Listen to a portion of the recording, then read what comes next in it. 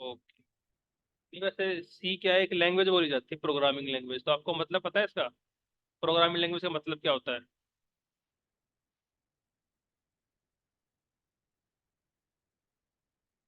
चलो कोई इशू नहीं। तो भाई प्रोग्रामिंग लैंग्वेज सिंपल सी आप हम बोल सकते हैं कि एक ऐसी लैंग्वेज जिससे हम प्रोग्राम बना सकें। अब प्रोग्राम आप बोलो सर, प्रोग्राम क्या, प्रोग्राम मतलब हो गया काम, काम करवा सके किससे? अपने सिस्टम से। अब आप बोलो सर ये क्या बात होगी, सिस्टम से कैसे काम कराएंगे? तो भाई सिंपल सी बात है, अगर आपको कुछ भी कैलकुलेशन करनी पड़ती है, आप कैलकुलेटर ओपन करते हो। अब आप बोलो तो सर हमने फोन में करते हैं, तो फोन भी क्या है, एक मशीन है। तो मैं ये नहीं कह रहा कि भाई कंप्यूटर मतलब कि पीसी होता है उसी के अंदर सिर्फ आप बात कर सकते हो और किसी से नहीं। एक इलेक्ट्रॉनिक डिवाइस है जिसके अंदर भी यूज हो रही है आपकी, मतलब सारे इलेक्ट्रॉनिक डिवाइस है, उनमें जब भी जो छोटी चिप लगती है ना, वो मतलब बात हो गया कि वो कोडिंग वाला काम आ गया उसमें, कि वो प्रोग्राम बन सकता है। जैसे कि भाई एक लाइट है, छोटी सी लाइट है, वो बार बार लुप जो करती रहती है, सेकंड से बाद कलर चेंज करती रहती है, तो उसमें भी छोटा सा कोड लिखा हुआ है। बट वो कोड ऐसा नहीं है कि आप उसको कहीं भी लगाकर चेंज कर दो, वो एक पहले से लगा है। चलो वो तो बात की बात है। आप कैलकुलेटर घूम कर आते हैं, तो कैलकुलेटर से क्या कर रहे हैं, हम अपने काम को आसान करा रहे हैं। तो इसलिए हम किससे बात करते हैं? अपने फोन से बात करते हैं, मान लो कंप्यूटर से बात कर रहे हैं, तो उससे हम डायरेक्ट अगर बात करते हैं तो वो सिर्फ एक ही लैंग्वेज को जानता है, वो है बाइनरी। और बाइनरी हमेशा होती है 0 1 0 के फॉर्मेट, 1 और 0 का कॉम्बिनेशन बना बनू के वो समझ जाता है। और दूसरी उसके ऊपर जो लैंग्वेज आती है वो आती है भाई मशीन लेवल लैंग्वेज। फिर हमारी आती है सी लैंग्वेज। तो तीन तरीके की लैंग्वेज होती है, एक होती है mid, high, low. Mid level, high level, low level. तो जो लो लेवल होती है वो होती है बिल्कुल हार्डवेयर के करीब, करीब मतलब पास में होती है, तो वो सबसे ज्यादा फास्ट चलती है। जो बाइनरी है वो सबसे ज्यादा फास्ट चलेगी। उसके बाद मशीन लेवल लैंग्वेज है, वो भी लो में आती है आपकी। मशीन लेवल लैंग्वेज होती है वो भी आपकी लो में आती है, तो वो भी काफी ज्यादा फास्ट चलेगी। उसका जो कोड होता है वो ह्यूमन को रीड करने में बड़ी मुश्किल होती है। और जो हमारी सी है वो आपकी मिड हो गई, वो मिड लेवल लैंग्वेज है। अब आप बोलोगे सर मिड लो हाई मतलब क्या फायदा, फर्क क्या है? देखो भाई, जितनी लैंग्वेज जो सबसे हार्ड होती है वो ह्यूमंस के लिए लो होती है, उसके बाद आसान होती है मिड, फिर हाई और आसान। अब आप बोलोगे सर कैसे, कि जो लो होती है वो ज्यादा लिखी होती है मशीन लेवल लैंग्वेज की तरफ, मतलब बाइनरी के फॉर्मेट में ज्यादा लिखी होती है, तो कंप्यूटर उसको ज्यादा अच्छी तरह समझ जाता है। बट थोड़ा ह्यूमन के लिए काफी वो मुश्किल होती है, ऐसा नहीं सीख नहीं पाएंगे, अगर सीख पाओगे बट काफी कोड उसका अटपटा सा लिखा होता है, तो आप उसको समझने में काफी टाइम लग जाता है। तो इसलिए ज्यादातर लोग जो है वो मिड लेवल लैंग्वेज पे जाते हैं, जैसे आपकी सी हो गई है, C++ है, और भी बहुत सारी है हमारी। अब बात आपने भाई लैंग्वेज सुनी होगी, सर इतनी सारी लैंग्वेज है, तो हम सी क्यों पढ़ रहे हैं? पाइथन भी है, जावा भी है, जावास्क्रिप्ट भी है, और भी बहुत सारी लैंग्वेज हैं, सी शार्प भी है। तो हम सी क्यों कर रहे हैं? तो भाई देखो, सबसे फर्स्ट जो लैंग्वेज आई थी programming language, as a programming language, वो सी ही आई थी। अगर मैं इसकी थोड़ी सी आपको दिखाऊं, तो ये जो भी मैं बोल रहा हूँ भाई साथ साथ रिकॉर्डिंग हो रही है, ठीक है? और जो भी पढ़ाऊंगा रोज रिकॉर्डिंग करूंगा, रोज तुम्हें तुम्हारी ईमेल आईडी पे भेज दूंगा।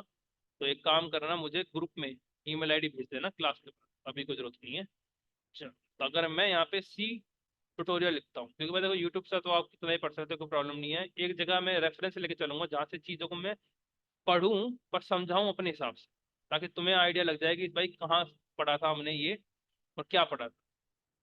तो यहाँ पे ये लिखा हुआ है भाई देखो, C general purpose programming language developed in 1972, still quite popular.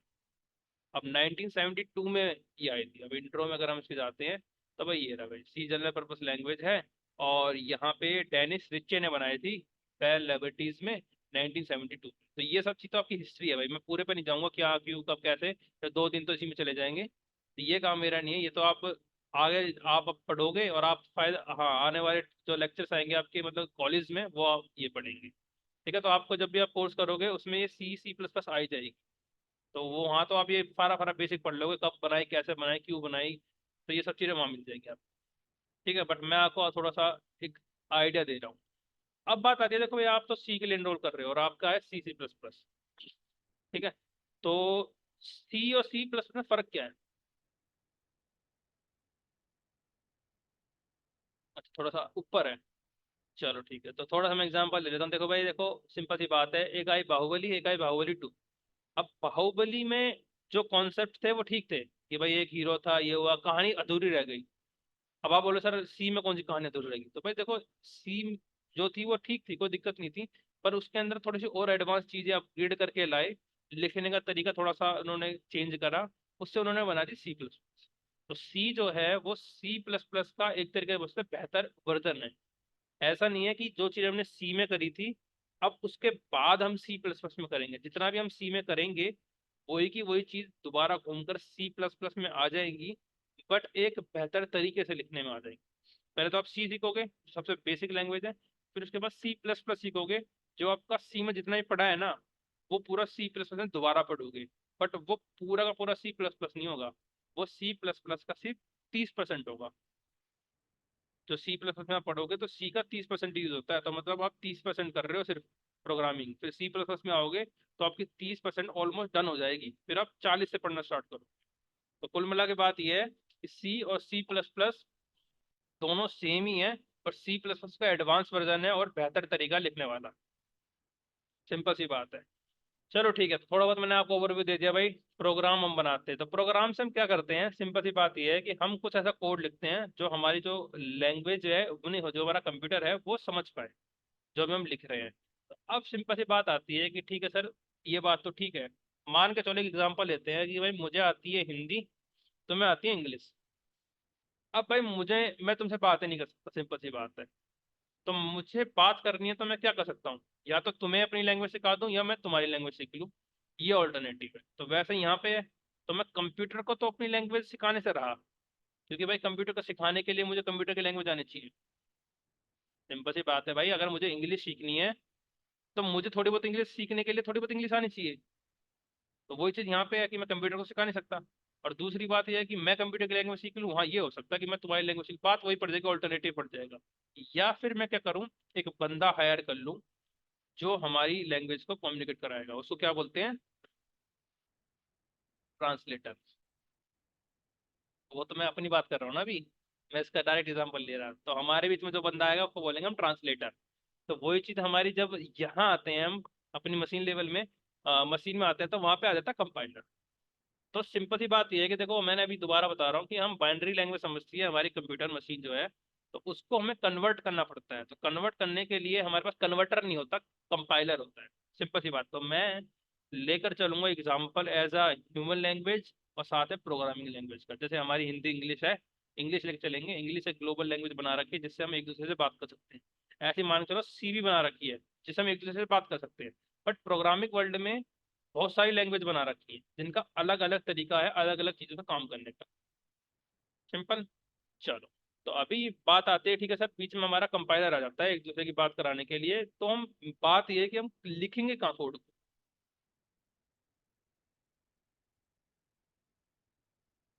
नहीं लिखेंगे कहाँ हम, चलो ठीक है लिख दिया, हम ऐसे तो नहीं है कि यहाँ पे कहीं भी आके इधर लिख दे, कहीं नहीं होगा ना ऐसे।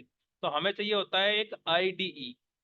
आईडी का मतलब होता है इंटीग्रेटेड डेवलपमेंट इन्वायरमेंट। इंटीग्रेटेड मतलब कि भाई जिसके लिए वो बना हुआ है, जिस लैंग्वेज के लिए बना हुआ है। तो हमारे पास जो आईडी है सी के लिए वो बहुत सारी हैं। अगर मैं यहाँ पे आता हूँ गेट स्टार्टेड में, ये रहा सी इंस्टॉल आईडी।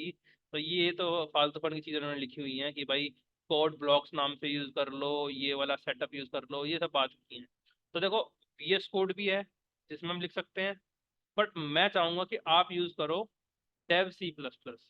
अब डेव सी प्लस प्लस क्या है, वो एक एडिटर है। जैसे notepad C plus plus है ना, नोट पैड है, इसमें हम जैसे नोट पैड दिखा देता हूँ भाई। नोट पैड तो चला चला रखा होगा सबने भाई, ये रहा भाई नोट पैड है सिंपल सा, इसमें हम कुछ भी लिख सकते हैं। बट दिक्कत यहाँ पे ये है कि इस कोड को मुझे चलाने के लिए इस फाइल को रन करना पड़ेगा, कंपाइल करना पड़ेगा। उसके लिए हमारा ये मिंग GW, मिन GW सेटअप नाम की चीज होती है जो उस कोड को कंपाइलर को देगा। तो इतनी हेडेक लेने से अच्छा है हम क्या करें, एक एडिटर को डाउनलोड कर लें, उसका नाम है dev C plus, dev C plus. तो भाई डेव बोलते हैं, देव नहीं बोलते। कुछ लोग तो देव देव बोल देते हैं, देव नहीं है, डेव बोलते हैं। डेव सी प्लस प्लस है, यहाँ पे आएंगे, इस वाली लिंक से डाउनलोड नहीं करना, ये लिंक नहीं है, ये बेकार लिंक है, से कुछ नहीं होगा। ये सोर्स फोर्ज नाम से है, इस पर क्लिक करोगे, डाउनलोड पे क्लिक करोगे तो ये ऑटोमेटिकली डाउनलोड होना स्टार्ट हो जाएगा कुछ सेकंडों में। Clear, ठीक है, मेरे में आगे ऑप्शन की भाई डाउनलोड करना चाहते हो, मैं भी इसको काट देता हूँ क्योंकि मैंने डाउनलोड कर रखा है। डाउनलोड करने के बाद जैसे छोटा सॉफ्टवेयर डाउनलोड होता है ना, नेक्स्ट नेक्स्ट नेक्स्ट नेक्स्ट करके कर देना, काम खत्म, और कुछ नहीं है। ठीक है, इतना करने के बाद फिर हम, हमें क्या मिलेगा, ऐसी विंडो मिलेगी।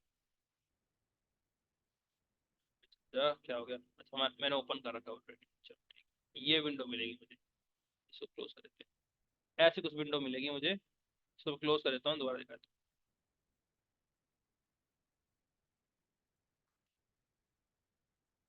ये विंडो मिलेगी, तो क्लिक करें। अब बोलो सर करें क्या इसमें, यहाँ फाइल में आएंगे, न्यू में आएंगे, अब न्यू में source file, control N shortcut है इसका। सोर्स फाइल मतलब एक नई फाइल बनाना चाह रहा हूँ, सोर्स मतलब कि जो उसके अंदर मैं कोड लिखूंगा, सोर्स मतलब कोड मान लो, कोड फाइल। अब इसके अंदर सर मैं लिखूं क्या, और लिखने से पहले चलो एक छोटा सा कोड कॉपी कर लेता हूँ, जो मैंने यहाँ पे लिखा हुआ है, पहले पे लिखा हुआ है हमने, ये लिखा हुआ है। अभी क्या लिखा हुआ है, कैसे लिखा हुआ है, हमें अभी वो हेडेक नहीं है, इसको चलाएंगे कैसे वो मेन है। ठीक है सर, ये कोड है, चलाएं कैसे, पहले तो इसको हमें चलाने के लिए ऊपर यहाँ पे एग्जीक्यूट में आएंगे, तो यहाँ पे हमें एग्जीक्यूट में कंपाइल रन, कंपाइल रन, दो ऑप्शन है, एक है कंपाइल, एक है रन, और फिर एक कंपाइल रन दोनों है। तो कंपाइल का मतलब होता है कन्वर्ट, कि भाई कंपाइल कर दो। तो कंपाइल का काम क्या होता है, कंपाइलर का काम ये होता है कि वो उस कोड को कंपाइल करके एक फाइल में सेव कर देगा। रन जब हम क्लिक करेंगे तो रन का काम होगा कि जो फाइल कंपाइल हो चुकी है उसको रन कर दो। कंपाइल रन का मतलब होता है कि तुरंत ही कंपाइल करके रन कर दो। तीनों में ये डिफरेंस है। अब आप बोलो सर थोड़ा करके दिखाओ, तो भाई देखो कंपाइल कर दिया, पहले कंपाइल करने से पहले नाम पूछेगा, बोलेगा भाई जो अनटाइटल्ड वन लिखा हुआ है उसका नाम चेंज करो, तो यहाँ पे मैं बोल दूंगा हेलो डॉट सीपीपी लिख देते हैं। ठीक है, मैंने पहले से बना रखा है बट दोबारा बना देते हैं, सेव कर देंगे। ठीक है भाई, हेलो डॉट सीपीपी आ गया। अब सीपीपी क्या है, सीपीपी मतलब सी प्लस प्लस। आप बोलोगे सर हम तो सी कर रहे हैं, तो भाई देखो आप सी भी लिख सकते हो, सी प्लस प्लस लिख सकते हो, कोई प्रॉब्लम वाली बात नहीं है। सीपीपी क्या है आपका, मैंने बताया था सी का ही एडवांस वर्जन है, तो सी की सारी चीजें सीपीपी में चलती है, तो एक्सटेंशन सीपीपी लिख के चलो, कोई प्रॉब्लम नहीं है, कोड सी का चलेगा। ठीक है सर, अभी हम दोबारा देखते हैं भाई, यहाँ पे एग्जीक्यूट कंपाइल क्लिक करते हैं, तो यहाँ पे मैंने कंपाइल पे क्लिक किया, नीचे देखो लिखा आ गया एरर जीरो, वार्निंग जीरो, और लिखा आ रहा है कि भाई आउटपुट जो फाइल सेव हुई है वो यहाँ सेव हुई है। बोलो सर ये कहाँ सेव हुई है, ये मैंने डेस्कटॉप पे एक फोल्डर बना रखा है, ये रहा सी सी प्लस प्लस का, जिसके अंदर हमारी फाइल है, सी प्रोग्राम्स में आएंगे, ये हेलो। तो ये देखो हेलो के बाद सीधा हेलो डॉट ई एक्स, तुरंत ही एक एप्लीकेशन फाइल बन गई हमारी है। इसको मैं यहाँ से उठाता हूँ और इधर आते हैं अपने, यहाँ से अगर तुम देखोगे तो पाथ वही है, डेस्कटॉप पे C C plus plus C programs नाम से hello dot E X file बनी है। ठीक है, सेम आ रहा है, बिल्कुल कोई प्रॉब्लम नहीं है। आउटपुट ये सब आपको ध्यान रख, ये सब ध्यान रखने की जरूरत है नहीं, मैं सिर्फ समझा रहा हूँ। और कंपाइलेशन टाइम है 0.30 सेकेंड, मतलब आधे सेकेंड में काम बन गया। ठीक है, तो अभी ठीक है सर, ये तो समझ में आ गया, कंपाइल हो रहा है। तो अगर मैं इसको यहाँ से कंपाइल करने के बाद रन कर देता हूँ, तो रन का काम होता है इस कोड को चला देना। तो हेलो वर्ल्ड नाम का कोड था, ये हमारा हेलो वर्ल्ड आ गया। चलो भाई हेलो वर्ल्ड वन कर देते हैं, और फिर मैं एग्जीक्यूट में जाकर रन कर देता हूँ, कंपाइल नहीं करूँ, रन कर देता हूँ, तो हेलो वर्ल्ड ही आएगा ये, क्योंकि मैंने इसको कन्वर्ट नहीं किया है। तो कन्वर्ट करने के लिए मुझे है यहाँ पे दोबारा से कंपाइल करना पड़ेगा, और फिर उसके बाद रन करना पड़ेगा, ये देखो। अब अगर मैं हेलो वर्ल्ड 1 2 3 कर दूं, ऐसे मुझे बार बार करना पड़ेगा, तो उससे अच्छा है मैं यहाँ पे कंपाइल एंड रन एक साथ कर दूं। इसलिए फायदा है हमारे कंपाइल रन का। समझ में आ गया भाई, ऑनलाइन स्टूडेंट। ठीक है, कंपाइल रन करेंगे आपसे, कंपाइल और रन दोनों में फर्क बता दें, तो हमें ये इजी पड़ेगा बार बार चलाने के। चलो ठीक है, बात करते हैं सर, ये क्या लिख दिया आपने, ये तो बता दो। तो भैया सिंपल सी बात है, हैशटैग इंक्लूड का मतलब होता है कि हम एक फाइल को यहाँ पे, जहाँ हम ये कोड लिख रहे हैं, इसके अंदर इंक्लूड करना चाह रहे हैं, जो हम कोड लिखेंगे। अब बोलो सर क्यों, देखो तो सिंपल सी बात है, जो कंपाइलर रन करता है, अब बोलो सर कंपाइलर रन कर रहा है, ठीक है वो तो, बट सी और सी प्लस प्लस को समझेगा कैसे हमारा कंप्यूटर। देखो भाई कंपाइलर का काम है, जो भी कोड हमने लिखा है, अब बोलो सर कंपाइलर कहाँ है, कंपाइलर है हमारे डेव सी प्लस प्लस के अंदर, जो वो बोला था ना यहाँ पे मिंग, ये रहा सेटअप डॉट ई एक्स, ये हमारा क्या काम करता है, ये कंपाइलर होता है, ये टेक्स्ट एडिटर है जो कंपाइलर के साथ आता है, एक तरीके से आप बोल सकते हो। तो अभी ऐसे हमारा जो ये डेव सी प्लस प्लस इसके अंदर कंपाइलर के साथ आता है, तो हमारा काम क्या होता है कि भाई जो भी कोड हम नीचे लिखेंगे उसको कन्वर्ट कर दो उसके अंदर, अपने मशीन लेवल लेवल के अंदर। अब मैं कोड दिखाऊंगा तो वो अलग ही कोड आएगा, तो तुम्हें समझ में भी नहीं आएगा। तो अभी ये क्या लिखा हुआ है, तो यहाँ इसका मतलब है कि भाई हैशटैग इंक्लूड का मतलब होता है कि इंक्लूड कर लो इस फाइल को। बोलो सर क्या बात कर रहे हो, ये कोई फाइल है, ये फाइल है भाई। यहाँ देखो इसका पाथ आ रहा है, जब मैं इसको कैसे लेके जा रहा हूँ पाथ आ रहा है इसके अंदर, और देखो ध्यान पे देखोगे तो मिंग GW64 आ रहा है। ये देखो दिखाया तो यहाँ पे आएंगे सब कुछ का भाई, ऐसा नहीं है कहीं से भी मैं उड़ा के ले जा रहा हूँ चीज़ों को, ये सारी चीज़ यहाँ बनी हुई है। तो भाई सी ड्राइव में आएंगे और यहाँ पे आई थिंक इतने प्रोग्राम फाइल,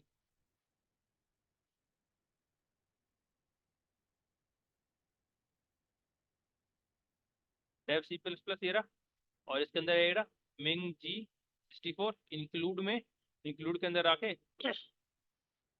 देखा तो भाई इंक्लूड में कहीं है, इंक्लूड में है स्टूडियो, आई थिंक ये इन्होंने हाइड कर रखी है इंक्लूड, इन्होंने शायद ये हाइड कर रखी है फाइल, एक सेकंड, व्यू नहीं कर रखे, आई थिंक इन्होंने फिर यहाँ पे इसके अंदर कहीं होगी, डॉट एच फाइल शायद वो यहीं पे है भाई, ये इतनी भी देखो डॉट एच सारी फाइल यहीं पे होगी वो, आई थिंक इसमें दिख नहीं रही, कोई प्रॉब्लम नहीं है। तो आप बोलोगे सर इस फाइल को ओपन करने का तरीका है, कंट्रोल दबा के रखेंगे, क्लिक करेंगे ये फाइल ओपन हो, तो ये कुछ कोड लिखा हुआ है पहले से बना बना है। अब बोलो सर इस कोड की जरूरत क्या है, देखो इस कोड की जरूरत हमें इसलिए क्योंकि हम जो भी काम अभी हम करेंगे सी के अंदर वो भी एक रेफरेंस होना चाहिए ना। मैंने कहा कि भाई कुछ भी मैं लिख रहा हूँ उसको प्रिंट करा दो, किसमें, एक ब्लैक कलर की विंडो आएगी उसके अंदर, तो उसके अंदर प्रिंट कौन कराएगा, आप बोलोगे सर कंपाइलर, कंपाइलर नहीं कराएगा, कंपाइलर तो सिर्फ उस कोड को कंपाइल करता है, उस कोड को चलाने का काम है हमारे कंपाइलर का, मतलब कोड को रन करने का, बट हमारा जो कोड है उसका मतलब क्या है वो कौन बताएगा, ये S3.h फाइल है इसके अंदर बता रखा है।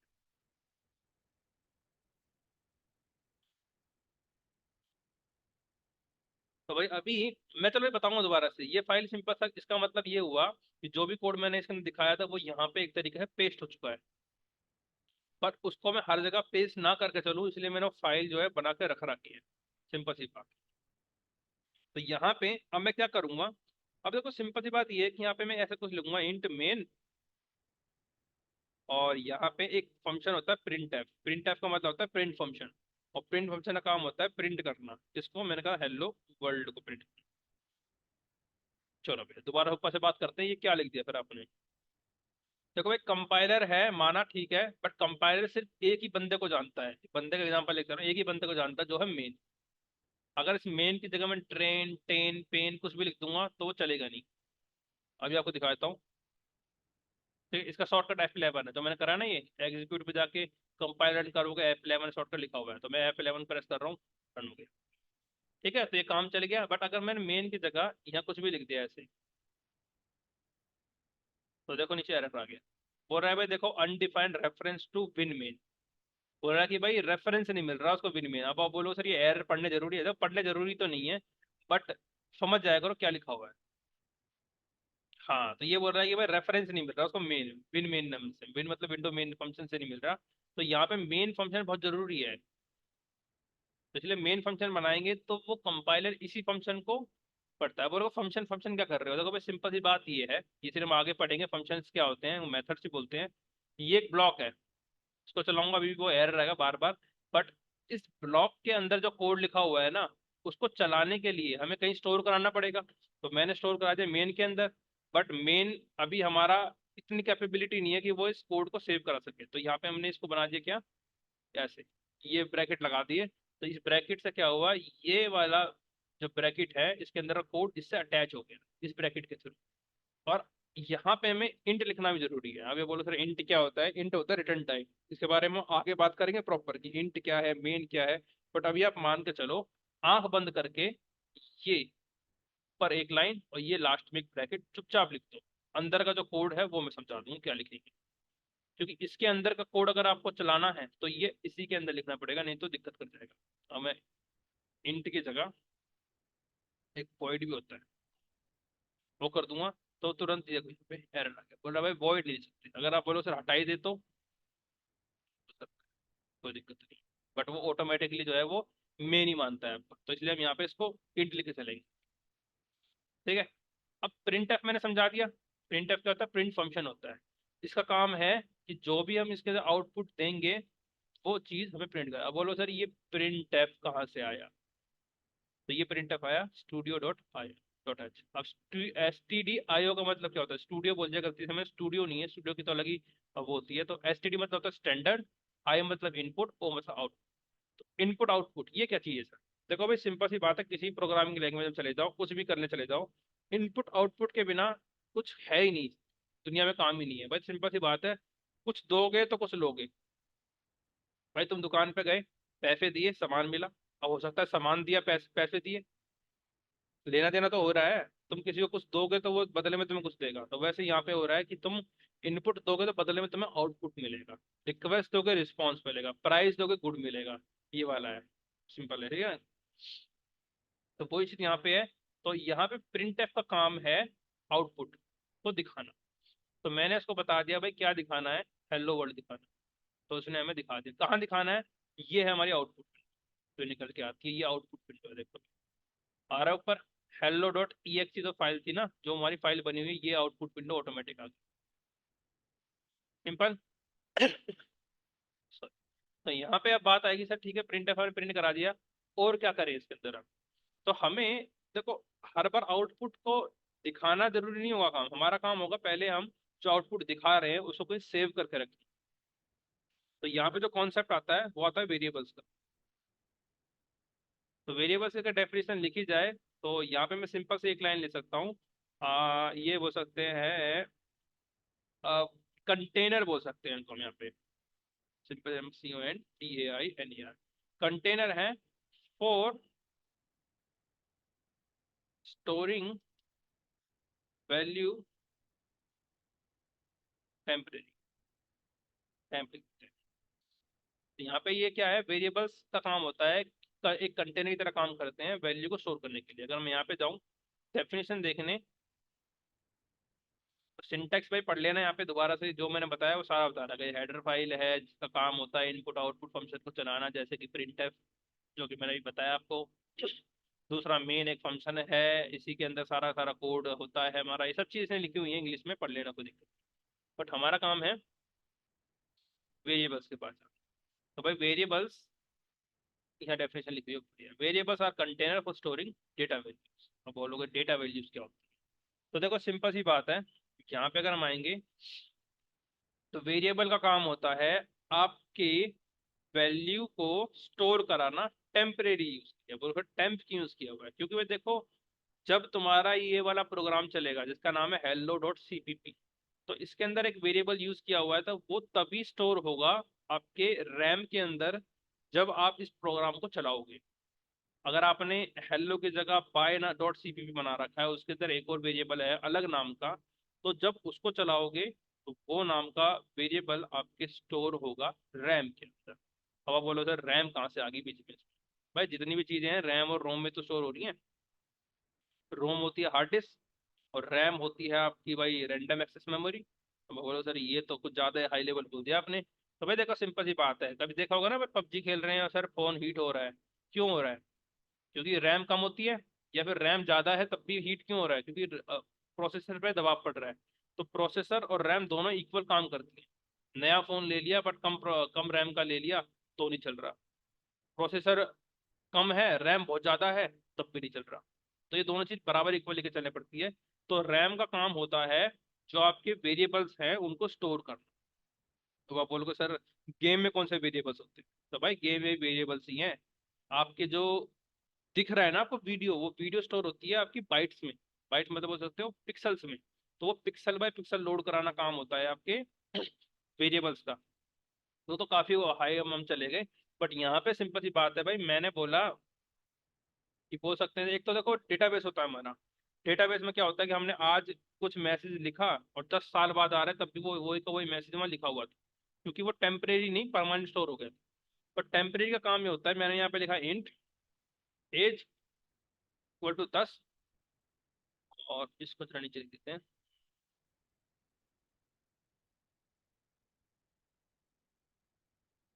ठीक है। सेमीकोलन जरूरी है। आप बोलो सर ये क्या लिख दिया आपने, तो इसको हम एक स्टेटमेंट भी बोल सकते हैं, बट अभी हम इसको समझाते हैं क्या लिखा हुआ है। तो भाई देखो जो हमने लिखा हुआ है इंट, इंट है आपका डेटा टाइप। ये बताता है कि भाई जिस टाइप का तुम वेरिएबल बना रहे हो उसके अंदर किस टाइप का डेटा स्टोर होगा। Data type of variable.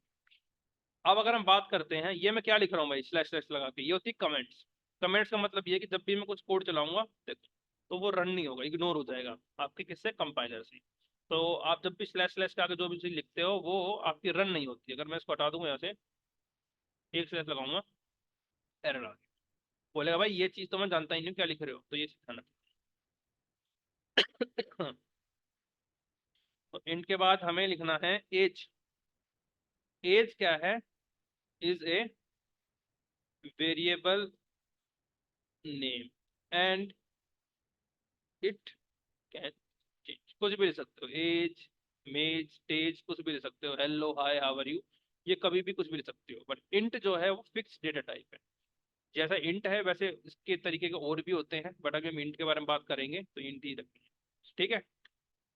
इसके बाद हमारे पास आ रहा है इक्वल टू। तो इक्वल टू काम होता है to assign value from right hand side to variable और लेफ्ट हैंड साइड वेरिएबल।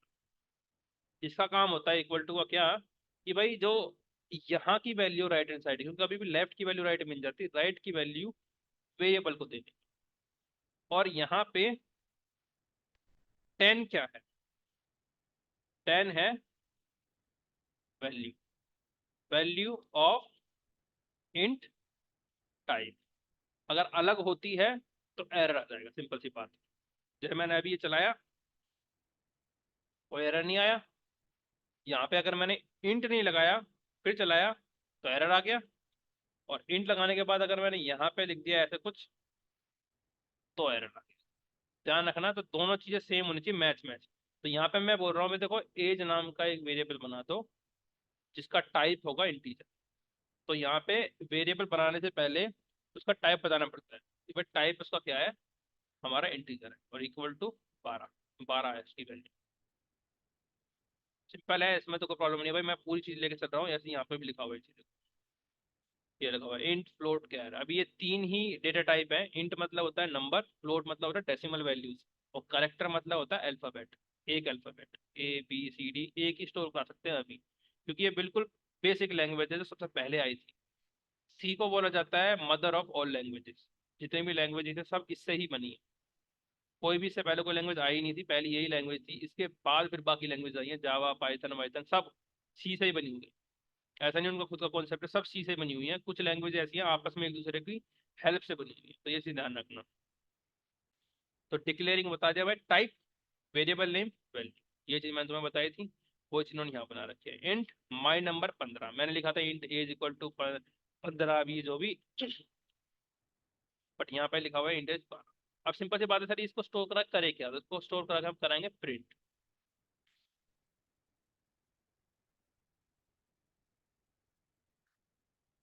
तो इसको यहाँ पे प्रिंट कराने के लिए हमें यूज करना पड़ेगा प्रिंट एफ, प्रिंट फंक्शन।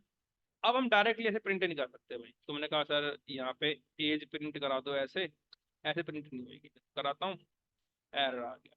क्योंकि ये बेसिक लैंग्वेज है बिल्कुल, तो इसको बताना पड़ता है प्रिंट एफ को भी किस टाइप का तुम वेरिएबल प्रिंट करवाना चाह रहे हो। कोट्स में आएंगे, क्वेश्चन मार्क अभी मैं बताऊंगा, कॉमा फिर लगा रहा हूँ मैं, इसके अंदर आएंगे, हमें लिखेंगे परसेंटेज डी या फिर आई, आई लिख लो अभी, तो आई मतलब इंटीजर। हम बता रहे हैं मैं, देखो इस प्रिंट एफ में जहां मैंने ये परसेंटेज आई लिखा है उसकी जगह एक इंटीजर प्रिंट करना है। परसेंटेज का मतलब एक इंटीजर प्रिंट करना है, आई टाइप का, इंटीजर टाइप का। कॉमा के बाद हम लिखते हैं वो इंटीजर का नाम। जब मैंने यहाँ पे लिख दिया हेलो और वर्ल्ड, अब हेलो वर्ल्ड के बाद स्पेस देकर देखो ये आ रहा, तो यहाँ पे प्रिंट, हेलो वर्ल्ड 12। अब आप बोलोगे सर हेलो और वर्ल्ड के पीछे प्रिंट कराना है, तो वही प्रिंट हो जाएगा। मैंने बोला जहां ये लिखा हुआ है उसकी पोजीशन बताएगा एक तरीके से, ठीक है, हेलो 12, सिंपल है, इसमें तो कोई प्रॉब्लम नहीं है। चलो तो आज के लिए भाई इतना रखते हैं। आपका काम सिंपल सा ये होगा कि भाई डेव सी प्लस प्लस को इंस्टॉल करो, और वेरिएबल्स क्या है वो पढ़ो, और मेन मेन पढ़ के देखो भाई मेन में कैसे कोड लिख सकते हैं। तो थोड़ा बहुत वेरिएबल करो, ए बनाओ, बी बनाओ, उन दोनों को प्लस करके दिखाओ, माइनस करके दिखाओ, थोड़ी बहुत चीज़ें करो, बाकी फिर मैं तुम्हें बताता हूँ क्या क्या चीज़ होगी। ठीक है, बस तुम मुझे अपनी एक बार ईमेल आईडी और बता दो, मैं, ताकि तुम्हें रिकॉर्डिंग